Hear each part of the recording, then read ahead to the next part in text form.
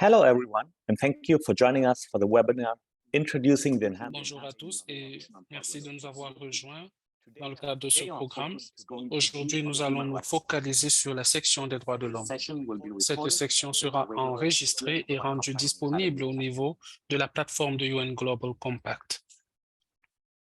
Nos objectifs d'aujourd'hui se focalisent sur 2 points: fournir le contexte et les informations sur les questions relatives aux droits de l'homme et bien sûr, 2, répondre aux questions.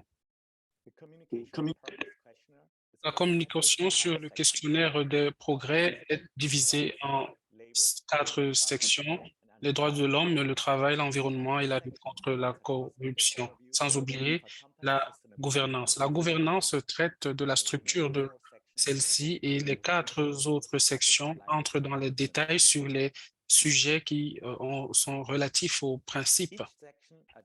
Chaque section traite du processus et des politiques qui démontrent l'engagement des entreprises, les efforts consentis pour éviter les impacts négatifs, les indicateurs de performance et bien sûr les mécanismes de rémédiation. addressing commitment, Les prevention, questions qui traitent de l'engagement, de la prévention, de la performance et des pratiques de rémédiation.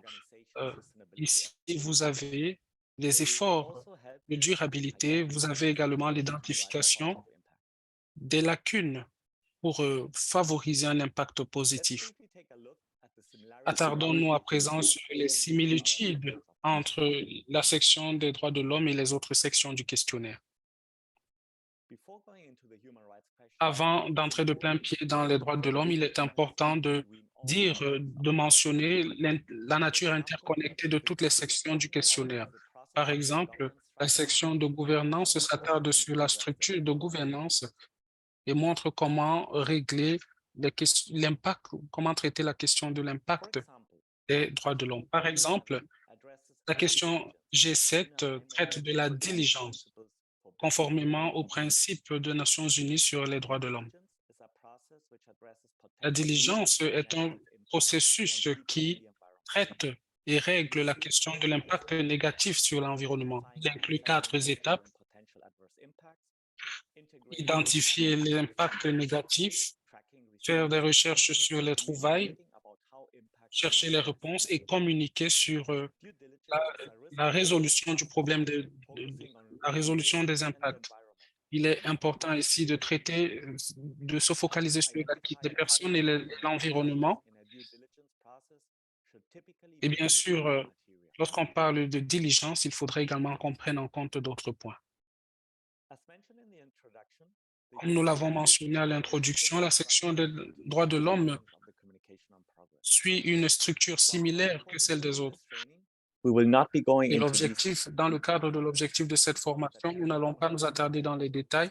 Notez quand même que toutes les questions liées aux droits de l'homme sont également élaborées dans les autres sections. Et à ce niveau, on a donc les efforts de collaboration en ce qui concerne les sujets soumis à notre analyse. Il s'agit là des sujets comme le travail. Vous avez également des entreprises qui comparent les actions de durabilité.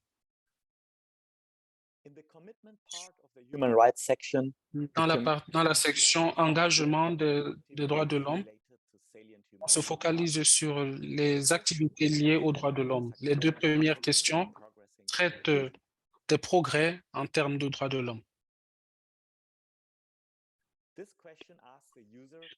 Cette question demande à l'utilisateur de sélectionner le sujet des droits de l'homme que l'entreprise a identifié comme étant importante.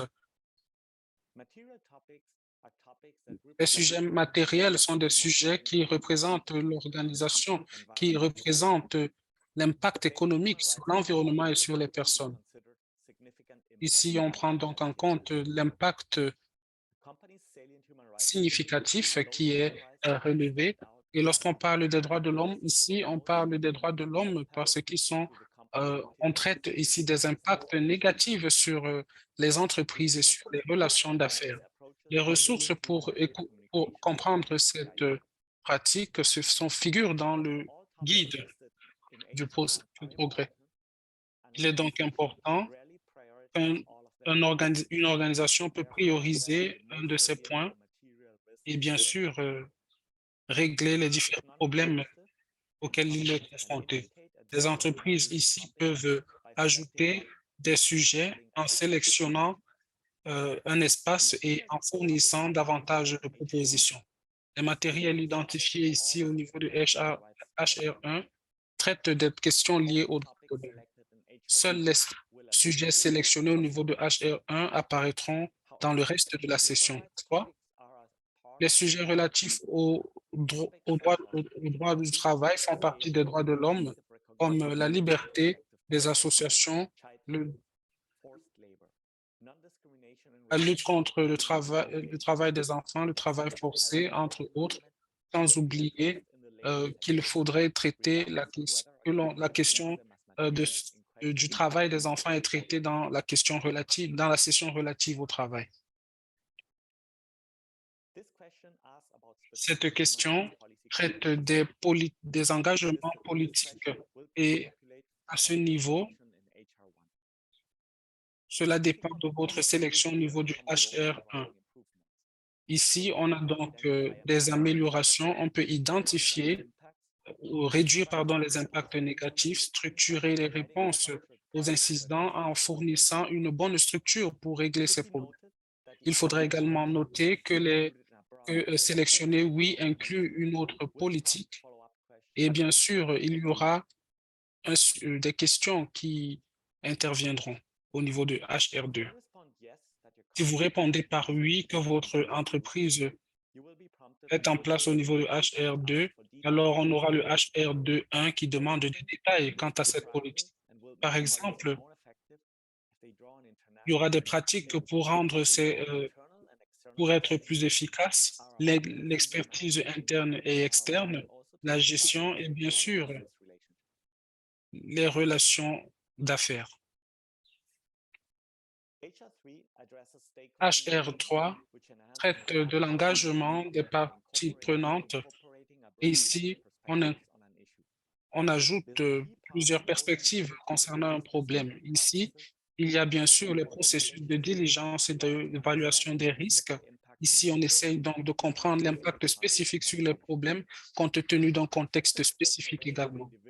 Les différentes parties prenantes sont individuelles et bien sûr, elles peuvent être affectées en fonction des services, des produits, des clients, des actionnaires, des employés et des prestataires de services.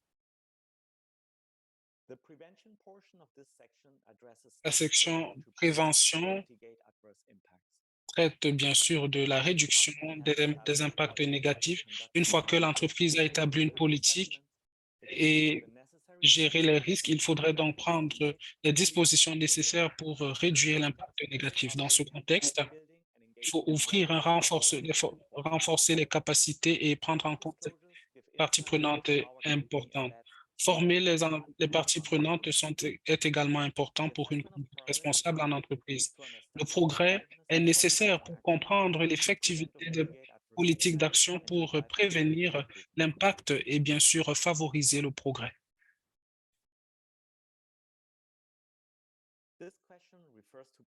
Cette question traite des actions performées par les entreprises. Il y a plusieurs façons pour une entreprise de réduire l'impact négatif, comme conduire une audit, faire des actions collectives ou coopérer avec les organes régulatoires. HR5 traite de la formation. Il faut s'assurer que tout le monde à tous les niveaux est responsable et au fait et bien sûr respecte les droits de l'homme. Il faudrait donc la formation est un bon moyen de transfert de connaissances, sans oublier le partage d'informations. Tous les employés bénéficient d'une formation en droits de l'homme et bien sûr, il est très bénéfique pour les chaînes de valeur.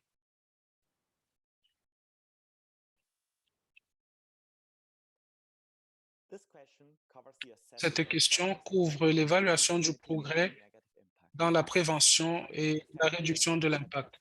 Pour ce qui est de l'effectivité de ces efforts, il est important pour une entreprise d'apprendre de ses politiques, de ses actions pour réduire les risques et bien sûr soutenir le progrès continuel.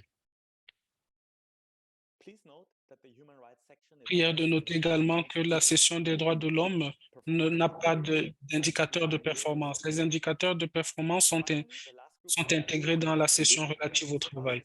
Dernier point, il y a les différents, la rémédiation aux éventuels incidents et ici on essaye d'être transparent et d'éviter des incidents.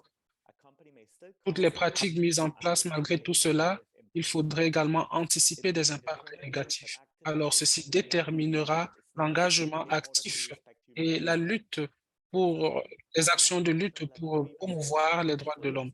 Par exemple, les mécanismes pour ceux qui sont impactés par les activités de l'entreprise. Certaines situations, par exemple, nécessitent de la coopération avec des mécanismes juridiques.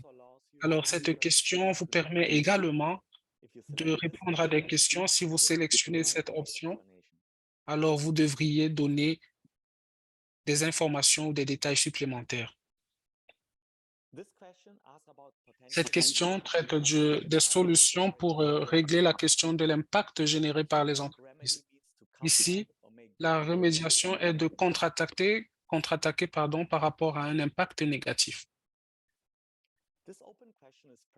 Cette question est également présente dans la section des droits de l'homme, de l'environnement, du travail. Ici, on demande plus de contexte et des informations supplémentaires. Dans cette diapositive, vous trouverez une liste non exhaustive des ressources en termes de droits de l'homme, y compris notre cours à la UN Global Compact Academy, juste pour ne citer que cela.